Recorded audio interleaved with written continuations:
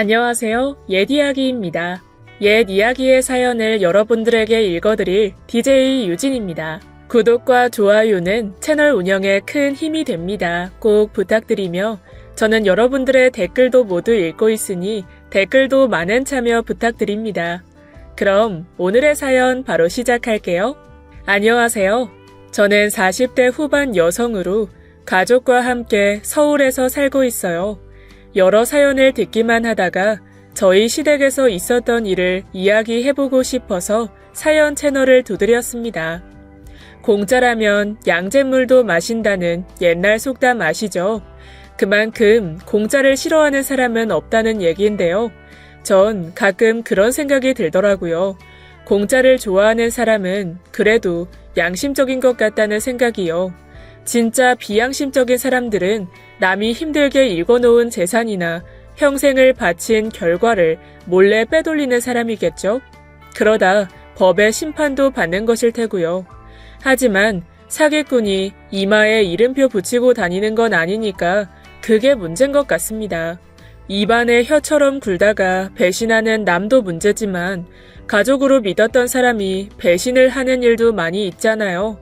실은 저희 시댁에 그런 큰 일이 벌어져서 난리가 났었어요. 그 이야기를 해볼까 합니다. 친정은 서울 저희 집 근처에 있는데 시댁은 좀 멀리 있어요. 전남 보성이 남편의 고향이고 거기에서 시부모님은 오래전부터 시래기 가공 일을 하시면서 살아오셨죠. 남편이 아주 어렸을 때부터 시아버지와 시어머니께서 직접 무청을 수확하고 말리고 찌셔서 여러 곳에 내다 파셨대요. 그러다가 찾는 곳이 많아지자 공장을 짓게 되셨고 씻고 찌고 말리는 모든 과정을 자동화하면서 직원도 점점 늘어났고 큰 돈을 벌게 되셨다고 합니다. 여기까지 들으시면 시래기 사업으로 큰 재산을 일군 행복한 가정의 모습이 떠오르실지도 모르겠어요. 그러나 시아버지와 함께 시래기 사업을 일으킨 시어머니는 공장에 자동화 설비를 갖추기 시작할 때쯤 갑작스럽게 돌아가셨습니다. 저녁을 드시고는 속이 답답하다고 하시면서 소화제를 하나 드셨대요. 그리고 평소와 다름없이 잠에 드셨는데 다음날 못 일어나셨다고요. 아마 심장 쪽에 문제가 있으셨던 게 아닐까 싶습니다. 엄청난 비극이었죠. 그때 남편은 큰 충격을 받았지만 티를 내지 못했다고 하더라고요. 몸이 성치 않은 일란성 쌍둥이 동생 때문에 남편은 엄마를 잃은 아픔을 감출 수밖에 없었다고 합니다. 착한 시동생은 남편과 모습은 비슷하지만 행동이 많이 달라요. 시동생은 태어날 때 청색증이 심해 죽을 고비를 넘겼다고 하더라고요. 나이는 남편과 같은 40대인데 10살 나이 정도의 지능을 갖고 있어 일반 사람처럼 사회생활을 하는 건 어려운 편이죠. 그래서 지금은 아버님이 운영하는 공장에서 일을 도우며 살아가고 있습니다. 남편은 작은 디자인 회사를 운영하고 있어요.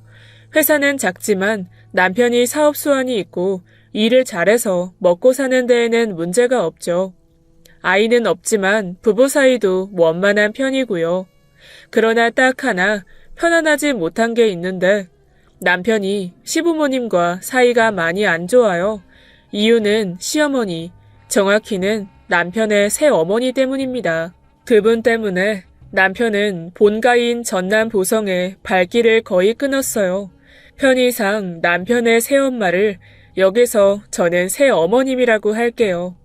남편과 새어머니는 첫 단추부터 잘못 낀 것 같더라고요. 시아버지가 46살이 되셨을 때 재혼을 하셨는데 그때 새어머님 나이는 30이었습니다.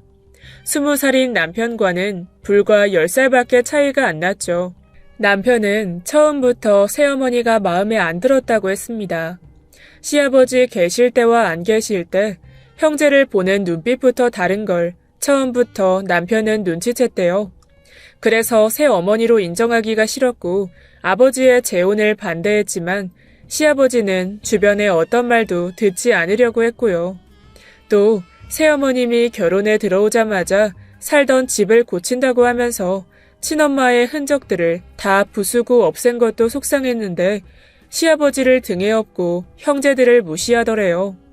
나중에는 남편이 옷장에 넣어둔 엄마의 옷이랑 물건도 싹 다 버려놓고도 모른 척했다며 남편은 새어머님을 너무 싫어했습니다. 새어머니는 죽은 여자 물건을 집에 두면 재수없다고 노골적으로 말을 했대요. 난 그 여자가 들어오고 아버지 다시 봤어. 어떻게 그런 여자를 엄마 자리에 앉힐 수가 있어. 아직도 미스테리야. 두 분 어디서 만나셨는지 아버지는 절대로 말을 안 하셔. 그것도 이상했다고. 당신도 이제 성인이고 가정 꾸리고 살잖아. 아버님을 좀 이해해 볼 순 없을까? 어머님 갑자기 돌아가시고 적적하고 외로우셨겠지. 그리고 두 분이 만나긴 어디서 만나셨겠어. 이상한 생각 좀 하지 마. 그래도 지금 아픈 아버님 곁에 있는 건 새어머님이시잖아. 그래도 그렇지. 나이가 16살이나 어린 여자랑 재혼한다는 게 말이 되냐? 10살 차이밖에 안 나는 엄마를 넌 엄마라고 부를 수 있겠어? 게다가 그 여자 우리 엄마 물건도 마음대로 버리고 아버지 안 계실 때 얼마나 우리 싫어하는 티를 팍팍 내는 줄 알아? 난 동생 명호 아니면 보성에 갈 일도 없어. 큰일이다. 당신 마음이 이렇게 안 풀려서. 아버님 더 이상 예전 같지 않으신 거 알잖아. 3년 전에 쓰러지셔서 몸도 마음대로 못 움직이시는데 당신 너무 무심한 거 아니야? 내가 왜? 아버지한테는 그 여자가 있는데 나는 오거나 말거나 상관없으실 거야. 알았어. 도무지 말이 안 통한다니까. 3년 전 시아버지는 뇌병변으로 쓰러지신 이후 거동이 불편해지셨습니다. 지금은 부축을 받으면 걸으실 수 있을 정도로 나아졌지만 예전처럼 공장에서 일을 한다는 건 상상도 할 수 없게 되었죠. 아버님이 그렇게 되시자 새어머니께서 시래기 공장 운영과 사업을 관리하고 감독하기 시작하셨어요. 집안 경제권도 자연스럽게 새어머니가 쥐게 되셨고요. 시아버지는 쓰러지기 전까지는 성격이 화통하시고 시원시원하신 분이었습니다. 공장 일과 집안일 모든 걸 본인이 해야 하셨죠. 그러나 쓰러지신 후 움직임이 어려워지시니까 모든 걸 새어머니께 맡기셨습니다. 그럴 수밖에 없었어요. 전 그런 상황이 불안할 때도 있었는데 남편은 신경을 끄고 살고 있었죠. 아버님 건강이 좋지 않다는 걸 알면서도 도무지 보성에 가려고 하지 않았어요. 한 번은 가서 아버님이랑 대화를 해봐. 이렇게 사는 거 당신 정신 건강에도 안 좋아. 왜? 나는 보기 싫은 사람 안 보고 좋은데 아버지 옆에 붙어있는 그 여자 생각만 해도 불쾌해. 그리고 아버지랑 내가 이제 와서 무슨 대화를 하겠어. 다 필요 없어. 공장 일이며 집안 일이며 다 새어머님이 알아서 하시는데 당신은 불안하지도 않아? 나중에 큰일이라도 생기면 어떻게 하려고. 거기서 알아서 다 잘하겠지. 난 관심 없어. 당신도 신경 꺼. 그러나 남편은 시댁 일에만 불만이 많았지 그 외 다른 일에는 성격이 아버님을 닮아 시원시원하고 화통했어요. 그 성격에 남의 밑에서 일하는 건 못해서 사업을 하는 건데 돈도 곧잘 벌어다줘서 전 남편에게 불만이 없었습니다. 그리고 처갓집에 참 잘했어요. 저희 집에 딸밖에 없어서 사위들이 서로 잘하려고 가끔은 경쟁을 하는데 늘 장인 장모에게 제일 잘하려고 노력하는 게 눈에 보여서 고맙더라고요. 그래서 저도 시댁에 잘하려고 합니다. 시간이 날 때마다 보성에 내려가고 전화도 가급적 자주 드리고요. 하지만 남편은 그런 저를 못마땅해 했죠. 도련님을 챙기는 것 외에 아버님이나 새어머님에게 일체 신경 쓰지 말래요. 그렇지만 그건 남편 생각이고 전 할 건 해야 한다고 생각하는 편이었습니다. 보성에 자주 갔고 시아버지와 도련님, 새어머님에게도 나름 잘했어요. 김장 때나 명절, 행사가 있으면 혼자라도 꼭 갔고요. 남편은 그러면서도 제가 보성에 다녀오면 꼭 시동생 잘 있냐고 물어보곤 했죠. 명호 잘 있어? 지난번 감기 걸렸었다며 공장도 이틀이나 쉬었다던데. 통화했었구나. 감기를 아주 호되게 앓았나 봐. 얼굴이 반쪽이 됐어. 명호 아픈 거 다른 이유 있는 거 아니야? 그 여자가 우리 명호 구박하나? 새어머님이? 뭐 그렇게까지 생각해. 그냥 환절기에 감기 독하게 든 거지 뭐. 그렇게 걱정되면 한번 같이 가자. 도련님이 당신 많이 보고 싶어 해. 나중에 통화 많이 하잖아. 다음에 집 말고 보성 시내에 명호 좀 데리고 나와. 꼭 그렇게 해야겠어? 시내에 맛있는 갈비집 있어. 거기서 명호 양껏 좀 먹여야겠다. 걔 돼지갈비 좋아해. 그래, 그것도 방법이네. 알았어. 도련님 좋아하시겠네. 저 역시 남편과 같은 마음으로 시동생이 눈에 밟힙니다. 쌍둥이라 남편과 똑같은 외모지만 지능이 10살 정도인 시동생은 절 엄청 잘 따르는 편이에요. 결혼해서 처음 인사드리러 갔을 때부터 저를 좋아했죠. 몸은 어른이지만 순수하고 해맑은 시동생을 생각하면 마음이 짠해요. 그래서 남편이 안 가도 보성 시댁에 자주 가는 편이고요. 친구 한 명 없이 공장에서 일하며 살아가는 시동생의 유일한 친구가 저인 셈이었습니다. 참, 나 열흘 후에 또 보성 간다. 공장 사람들 다 모여서 김장하신대. 그런 큰 행사에 내가 빠질 순 없지.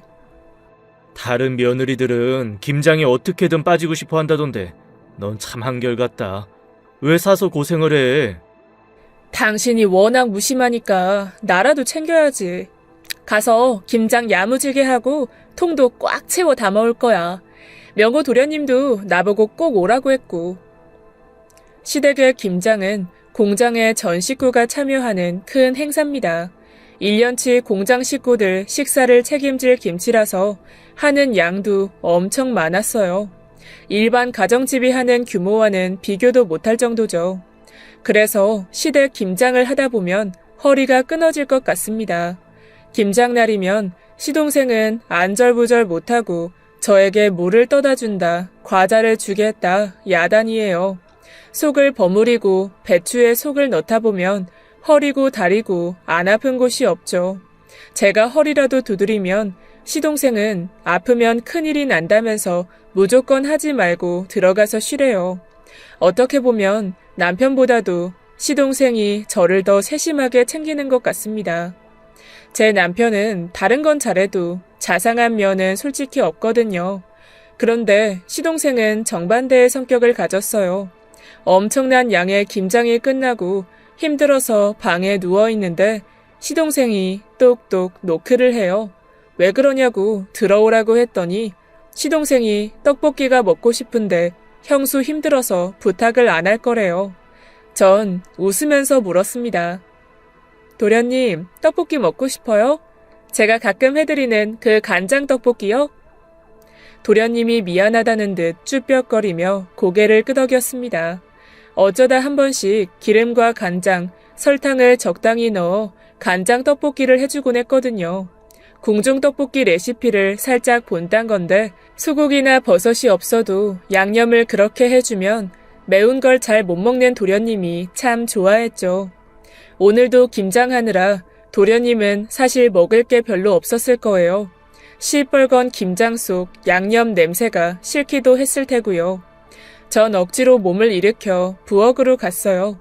냉장고에 다행히 소고기랑 버섯이 있더라고요. 전 그걸로 맵지 않고 짭짤하게 달달한 떡볶이를 만들어 도련님을 불렀죠. 하도 힘이 드니까 입맛도 없어서 전 도련님 먹는 걸 보고만 있었는데 도련님이 떡볶이를 하나 집더니 저한테 아 해보래요. 먹여준다고요. 그래서 웃으면서 아 했더니 입에 쏙 넣어주더라고요. 전 도련님한테 고맙다면서 물어봤어요. 맛있는 음식 입에다 넣어주는 건 어디서 배웠냐고요. 전에는 한 번도 이렇게 행동하는 걸 본 적이 없었거든요. 그랬더니 깜짝 놀랄 이야기를 하는 거였어요. 새로운 공장장이 새 어머님한테 이렇게 하는 걸 봤다는 얘기였죠. 전 놀란 표정을 숨기면서 도련님한테 더 물어봤습니다. 또 본 거 있냐고요. 도련님은 이렇게 대답해서 절 또 한 번 놀라게 했죠. 새어머님이 공장장한테 자기가 주면 더 맛있다고 했다면서 웃었다는 거였습니다.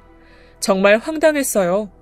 도련님은 새어머님과 공장장 두 사람이 되게 친하다면서 친한 사람끼리는 이렇게 하는 거 아니냐며 저한테 그대로 따라하는 거였어요. 공장장을 시어머니가 자기라고 불렀다니 이건 그냥 지나갈 일이 아니었어요. 시어머니는 시아버지를 부를 때 늘 자기야 라고 살짝 콧소리를 섞어서 부르셨습니다.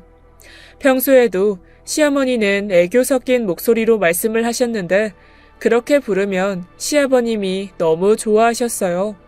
누가 들어도 남자들이 좋아할 만한 말투였죠.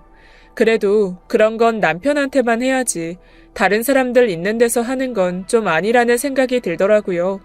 돌이켜 생각해보니까 안 그래도 김장 때 공장장과 시어머니 하는 행동이 좀 찜찜한 구석이 있었어요. 속을 버무리다가 고개를 들었는데 시어머니와 공장장이 서로 마주보고 얼굴을 빤히 쳐다보며 웃고 있었거든요. 별 웃기지도 않은 농담에 두 분만 재밌다며 웃고 지나가면서 괜히 툭툭 치고 그러는 걸 봤죠. 전 살짝 이상하면서도 그냥 그런가 보다 하고 넘어갔습니다. 근데 시동생 말을 들으니까 뭔가 이상하다는 생각이 들었어요. 전 다음 날 공장에서 잔뼈가 굵은 여사님과 커피 타임을 가졌어요. 김장하고서 하루 쉬기로 했기 때문에 제가 박 여사님 집으로 갔죠. 시아버지는 거동이 불편해지신 뒤로 공장 일을 잘 모르시기 때문에 박 여사님에게 물어보는 게 제일 좋을 것 같았습니다. 여사님, 이번에 새로운 공장장 누가 뽑았어요? 누가 뽑아? 자네 시어머니 양사모가 뽑았지? 아주 대단한 사람이야, 자네 시어머니. 왜요? 사장님 쓰러지신 이후로 일을 못하게 되시니까 아주 공장을 손안에 넣고 쥐락펴락 하시는데 이런 말 하기 좀 그렇지만 꼴사나워 죽겠어. 전에 있던 공장장도 양사모 등살에 나간 거잖아. 우리 어머님 등살에 나갔다고요? 전혀 몰랐어요. 공장장님 아들 내외랑 같이 사신다고 나가신 거 아니었어요? 무슨? 자네 시어머니가 전에 있던 공장장 하는 일마다 어찌나 트집을 잡던지 보는 우리가 다 기가 막히더라니까. 다 같이 항의하자니까 전에 있던 공장장이 그러는 거야. 자기가 보기 싫어 그러는 것 같다고. 그만두겠다고. 다른 분들은 가만히 계시라고 해서 그렇게 된 거야. 전에 계시던 공장장님은 저도 아는 분인데 시아버지가 굉장히 믿는 분이셨어요. 아들 내외와 부인 되시는 분이 다 경기도에 살았는데 공장 일 때문에 여기 숙소에서 혼자 지내셨죠. 그런데 새 어머님이 이유 없이 자꾸 트집을 잡고 괴롭히니까 그만두신 것 같았습니다. 전 아무것도 모른 척 시어머니에게 가서 여쭤봤어요. 새로운 공장장 일 잘하냐고 슬쩍 물었죠. 어떻게 뽑게 됐냐고 물었더니 아는 분한테 공장 일 잘 아는 사람 소개받았다고 하시더라고요. 누구한테 소개받았냐고 다시 여쭤봤는데 거기서부턴 대답을 안 하셨죠. 기분 나쁘게 왜 꼬치꼬치 캐묻냐고 하셔서 저는 입을 꾹 다물었습니다. 아무래도 뭔가 이상한 느낌이 들었어요. 전 밤에 마당을 둘러보는 척하면서 숙소 쪽에 몰래 잠입했죠. 다른 분들은 다 잠이 든 것 같았는데 공장장님 방 쪽에만 마루에 불이 켜져 있었습니다. 그리고 얼마 후 새어머님이 쟁반에 맥주랑 안주거리를 들고 공장장이 머무는 방 쪽으로 가는 게 보였어요. 이상하다. 공장장이랑 원래 친한 사이인가? 웬 맥주? 새어머님은 절대 이유 없이 저런 행동을 하실 분이 아니었습니다. 게다가 그 밤에 립스틱도 진하게 바르시고 옷도 신경 써서 입으신 것 같았어요. 새어머님은 문 앞에 쟁반을 놓더니 똑똑 노크를 하고는 기다리셨어요. 공장장님 나오더니 맥주를 보고 고맙다고 하시더라고요. 전 귀를 쫑긋했는데 그 뒤에 이어진 말은 못 들었어요. 두 분이 서로의 귓가에 무언가를 속삭이고 있더라고요. 얼핏 봐도 보통 사이가 아니었습니다. 멀리서 보고만 있는데도 양팔에 소름이 쫙 끼치더라고요. 그러다가 두 분은 주변을 살피더니 함께 방으로 들어가셨어요. 전 하도 기가 막혀서 멍하니 보고 있다가 얼른 그 자리를 피해서 나왔습니다. 심장이 쿵쾅거리고 막 이상한 생각이 들었어요. 서울에 가자마자 남편을 붙잡고 이야기를 했죠. 여보, 시래기 공장 분위기가 이상하게 돌아가는데? 새어머님이 동네 사람도 아니고 어디서 생판 모르는 사람을 공장장으로 데려왔는데 둘 사이가 좀 의심스러워. 뭐하러 신경 써. 그 여자 이야기는 하지도 마. 그럴 일이 아니야, 여보. 아버님 아프시고 돈 관리도 새어머님이 다 하시는 것 같던데? 아버님은 지금 허수아비나 마찬가지라고. 이렇게 되면 아버님이 평생 일군 재산 새어머님이 다 가져가실지도 몰라. 그래도 괜찮아? 그러라지 뭐. 난 아버지 재산 관심 없어. 당신도 참 이기적이다. 새어머님이 그 돈 다 가져가면 우린 상관없지만 어디 도련님은 같아? 또 아버님 몸도 편찮으신데 지금처럼 계속 사시려면 돈이 얼마나 많이 필요하다고. 당신 이렇게 나 몰라라 할 때가 아니야. 공장장도 수상한 사람들이고 여러 가지로 문제가 많은 것 같아. 전에 계시던 공장장님 본인이 원하셔서 그만두신 게 아니래. 뭐? 아이 그건 또 무슨 말이야. 새어머님이 트집 잡고 엄청 못살게 구셨대. 나도 이번에 박 여사님한테 들었어. 신경 쓰지 말라던 남편의 표정이 일순간 바뀌었어요. 전에 계시던 공장장님은 남편이 어릴 때부터 알던 분이었습니다. 그분은 남편의 돌아가신 친엄마 쪽 먼 친척이기도 했고요. 거기서 듣고 본 걸 말했더니 남편 표정이 험악해졌죠. 곰곰이 생각에 잠겨있던 남편은 방에 들어가더니 고향 친구들에게 전화를 돌렸습니다. 아직도 남편의 어릴 적 친구들은 보성에서 꽤 많이 살고 있었어요.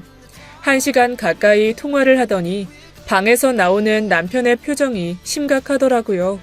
전 왜 그러냐고 물었습니다. 애들이 다 우리 집 분위기가 이상하다고 하네. 당신 촉이 맞긴 맞는 것 같아. 가만히 있을 일이 아니야. 그렇지? 내 느낌이 틀리지 않았지? 세무사 하는 내 친구 알지? 지석이. 당신 중학교 동창? 나도 몇 번 봤잖아. 그 친구한테 부탁 좀 해봐. 시아버님 재산 서류상으로 바뀐 거 없는지. 확인해서 나쁠 거 뭐 있어. 남편은 보성에서 세무사로 일하고 있는 친구에게 전화를 했고 사정을 설명했어요. 우린 이틀 후 답변을 받을 수 있었습니다. 그리고 알게 된 사실에 저희 부부는 충격을 받아 말을 잇지 못했어요.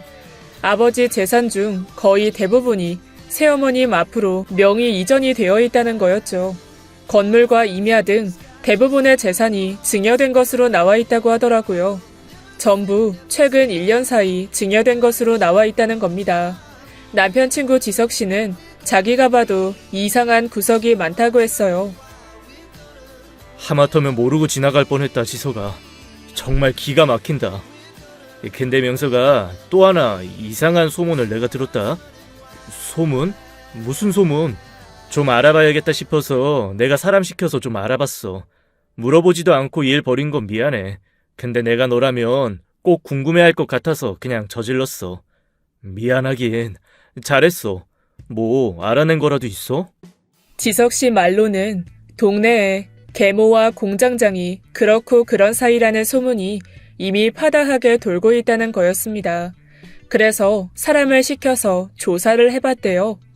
아니나 다를까 새어머님과 공장장은 모든 직원들이 퇴근한 뒤에 숙소가 있는 곳 앞마당에서 과감하게 애정행각을 벌였다는 것이었죠. 그 장면이 사진에 찍혔다면서 우리 남편 핸드폰에 보내줬습니다. 저와 남편은 사진을 보자마자 소리를 질렀어요. 새어머님과 공장장은 숙소에 아무도 없는 걸 알고 방에 들어가기 전부터 껴안고 손잡고 별짓을 다 했더라고요. 새어머님은 내일 모레 환갑이셨는데 저보다도 더 그런 쪽으로 열정적이셨죠. 도저히 민망해서 더는 볼 수가 없었습니다. 남편은 당장이라도 보성에 내려가야겠다며 길길이 날뛰고 엄청나게 화를 냈어요. 그때 남편의 세무사 친구가 다시 전화를 걸어왔습니다. 명서가 진정해. 아직 할 얘기 더 남았어. 재산 증여도 엉터리로 날림을 한 것 같아. 등기소 직원한테 증여 계약서 같은 서류를 보여달라고 해서 봤는데 아무래도 미심쩍은 구석이 많아. 그래? 그 두 인간들이 짜고 친 거 아니야? 나도 그럴 가능성이 큰 것 같아. 아버지한테 가서 한번 여쭤봐. 1년 사이 재산이 새 배우자한테 다 넘어갔는데 아버지 가신 거냐고. 그러면 바로 답 나올 것 같은데. 네 말은 그러니까 증여와 관련된 서류들이 가짜일 수도 있다는 거야? 가능성이 없지는 않다고 봐. 아무래도 증여 계약서가 위조된 것 같다는 것이 친구 얘기였습니다. 저와 남편은 다음날 새벽 동도 트기 전에 보성으로 출발했어요. 남편이 어젯밤 친구와 통화를 끝내자마자 출발하자는 걸 제가 한두 시간이라도 눈 붙인 다음에 가자고 겨우겨우 달래서 그나마 새벽에 출발하게 된 거였죠. 남편은 운전하는 내내 아무 말도 하지 않더라고요. 전 남편의 심정이 이해가 되었습니다. 앞으로의 일도 걱정이 되었죠. 남편이 그렇게나 싫어한 새어머님의 만행이 모두 사실로 드러나게 되면 이 사람 정말 화병으로 쓰러질지도 몰랐어요. 시아버님은 또 얼마나 큰 충격을 받으실까요? 가는 길이 그날따라 멀게만 느껴졌습니다. 만약 정말 새어머님이 아버님의 전 재산을 빼돌릴 생각으로 한 짓이라면 1분 1초가 급했어요. 저흰 휴게소 한번 들르지 않고 차를 밟아 보성 본가에 도착했습니다. 연락도 없이 도착한 저희를 보고 명호 도련님은 너무 좋아했죠. 오랜만에 본 남편한테 왜 이제 왔냐고 아이처럼 반기는데 남편은 그런 도련님을 안쓰러운 듯 바라보았어요. 그러나 쌍둥이 형제는 우애를 다질 시간도 없었습니다. 남편은 당장 시아버지와 새어머님이 계신 안방에 쳐들어갔어요. 두 분 다 깜짝 놀라셨습니다. 어쩐 일이냐 너희 둘이? 여보, 누가 왔는지 좀 봐요. 당신 큰아들 명석이가 왔어요. 아이고, 해가 서쪽에서 뜨겠네. 남편은 본가에 1년에 한 번도 올까 말까 했기 때문에 정말 오랜만에 방문이었죠. 특히 새어머님은 엄청 놀란 눈치였어요. 저도 방 안에 따라 들어가 문을 닫았습니다. 시아버지는 우두커니 앉아 TV를 보고 계셨고 새어머님은 보기에도 민망하게 화장을 진하게 하고 있었어요. 진한 보라색 눈화장에 입술은 너무 빨갛고 번들거려서 보기가 민망했죠. 남편은 단도직입적으로 말을 꺼내더라고요. 아버지, 오해는 하지 말아주세요. 저 아버지 재산 탐내서 이러는 거 아니에요. 아버지랑 돌아가신 어머니가 이 공장 일구셨고 어머니는 그렇게 번 돈으로 호강 한번 못하고 돌아가셨죠. 저는 돈에도 마땅한 주인이 있다고 생각해요. 무슨 일인데 아침부터 이 난리야? 아버지, 재산 대부분을 저희한테 상의도 없이 이분한테 넘기셨어요? 남편이 이분이라고 말하며 새어머님에게로 시선을 돌렸습니다. 화가 머리끝까지 난 남편의 눈빛이 곱지는 않았어요. 새어머님은 움찔하셨지만 아무렇지도 않은 척 하셨죠. 그리고 자기는 아무것도 모른다는 표정을 지어 보이셨어요. 시아버지께서는 말을 빠르게는 못하셨는데 느리게라도 알아듣게 하실 수는 있었어요. 아들의 말에 아버님은 TV를 끄라고 하시더니 남편에게 다시 물으셨죠. 그게 무슨 뚱딴지 같은 소리야? 누가 재산을 넘겨? 1년 사이에 아버지 명의 임야, 건물이 통째로 다 이분한테 넘어갔다고요. 어떻게 된 건지 알아보려고 온 거예요. 아버지가 증여하신 거 맞아요? 남편의 말을 들은 새어머님은 눈을 질끈 감으시더니 입술을 깨무시더라고요. 명서가 아버님 건강도 안 좋으신데 왜 이래? 나가자. 나랑 따로 얘기하자. 이거 놓으세요. 하실 말씀 있으시면 여기서 하시자고요. 왜요? 아버지가 알면 안 되는 일이라도 있어요? 그래요? 전 슬그머니 방문 앞을 막았었어요. 그때 시아버지가 역정을 내셨습니다. 예전의 호통까지는 아니어도 크게 화가 나신 것 같았죠. 뭐하는 짓들이야? 그리고 중요는 무슨? 몸은 불편해도 정신은 멀쩡하다. 명석이 너 이리 와서 제대로 얘기해봐. 당신도 이리 와서 앉아. 남편은 시아버지 앞에 다가가 세무사 친구 지석 씨에게 받아온 부동산 권리증을 펼쳐 보였어요. 이게 뭔 줄 아세요, 아버지? 아버지 건물 임야, 그 밖에 재산들이 다 이분, 아버지 두 번째 아내한테 넘어갔다는 문서예요. 1년 사이에 다 이렇게 되어버렸대요. 제가 다 확인하고 왔어요. 시아버지는 문서를 일일이 다 확인하셨습니다. 그 모습을 보며 새어머님은 안절부절 못하셨어요. 문서를 다 살펴보신 아버님은 새어머님에게 불같이 화를 내기 시작하셨죠. 아이, 내 허락도 없이 이게 무슨 짓이야? 내 건물 땅이 왜 당신 이름으로 되어 있어? 아이, 나한테 이런 얘기 한마디도 없었잖아. 명석이 말대로 당신 혼자 일꾼인 거야. 재산이 탐나서 이런 짓 한 거냐고. 아이, 빨리 말 안 해. 왜 입을 꾹 다물고 있어? 시아버지는 화를 주체하지 못하시고 손을 부들부들 떨면서 호통을 치셨고, 그 서술에 어머님은 말도 안 되는 변명들을 늘어놓으셨습니다. 아니, 내가 다 설명할게요. 다 사정이 있어서 그랬어요. 말하려고 했다고요. 내가 다니는 점집에서 명의를 바꿔놓아야 우리 집 재산이 불어난다고 하잖아요. 가만 놔두면 오래 지나서 재산이 다 바스러진다고 해서 겁이 나서 그랬지. 명석이 넌 왜 사정도 모르고 사람을 왜 도둑 취급하고 그러니? 뭐예요? 겨우 점쟁이 말만 믿고 이런 엄청난 짓을 몰래 저질렀다고요? 이 돈 돌아가신 어머니랑 여기 계신 아버지가 젊었을 때부터 뼈 빠지게 고생하시면서 안 자고 안 먹고 일해서 불린 재산이에요. 당신이 뭔데 이걸 건드려요? 네?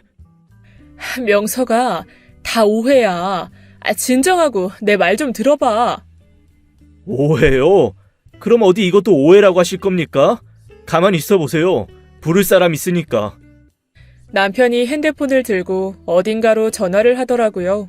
바로 공장에 있는 공장장을 호출한 거였습니다. 시어머니는 화들짝 놀라더니 왜 상관도 없는 사람을 이 일에 부르냐며 난리였죠. 남편은 이렇게 얘기했어요. 발뺌할 생각 아예 하지 마세요. 진짜 상관없는 사람이면 왜 이렇게 펄쩍 뛰겠어요? 애초에 일 잘하고 계시던 공장장님은 왜 내쫓았어요? 그분, 저 어릴 때부터 우리 부모님이랑 한솥밥 드시던 분이라고요. 돌아가신 어머니 먼 친척분인 거 알고 계셨으면서 다 꿍꿍이가 있어서 새 공장장 들인 거 아니에요? 여보, 명석을 좀 말려봐요. 아버지 재산 명의만 달라졌을 뿐이지 난 아무런 권리가 없어. 다 우리 집 위에서 그런 거라니까. 공장장은 이 일에 왜 갖다 붙여? 아버지, 새로운 공장장이랑 둘이 같이 꾸민 일이에요. 제 생각에 그게 틀림없어요. 시아버지는 남편의 말을 듣고 새어머님을 무섭게 노려보셨죠. 뭔가 짐작하시는 게 있는 것 같았어요.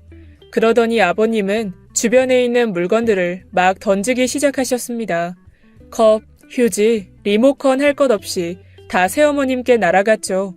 새어머니는 그걸 다 피하시면서도 오해라고 계속 변명하셨고요. 그때 공장장이 도착했습니다. 씩씩거리던 남편은 새 공장장의 얼굴을 확인하자마자 주먹을 날렸어요. 사진 속의 남자와 공장장의 얼굴이 정확히 일치했거든요. 여보, 이러면 어떻게 해? 말로 해, 말로. 공장장은 남편한테 한 대 맞고 저만치 나동그라졌다가 겨우 일어났습니다. 그리고 남편을 향해 버럭 화를 냈어요. 아이, 다짜고짜 사람을 때리고 당신 깡패야? 당신 어디서 누구 소개로 왔어? 솔직히 말해. 무슨 인맥이 있어서 여기 공장장으로 취직했어? 우리 아버지 재산 둘이 빼돌리려고 작당하고 왔어? 명석아, 이 사람 내 고향 사람이고 남동생이나 마찬가지야. 우리 둘이 무슨 일을 꾸몄다고 그래? 아이, 생사람 잡지 말아요. 아이, 누님이 공장에 사람 없다고 사정사정해서 왔더니만 사람을 사기꾼 취급해? 아이, 누군 주먹 쓸 줄 몰라서 안 쓰나? 둘은 아무것도 모른다고 딱 잡아떼더라고요. 그때 남편은 증거가 다 있다며 사진을 꺼내 공장장과 시모 얼굴에 뿌렸습니다. 남편 친구가 사람을 시켜서 찍어보는 공장장과 시모의 애정 행각이 담긴 사진이었어요.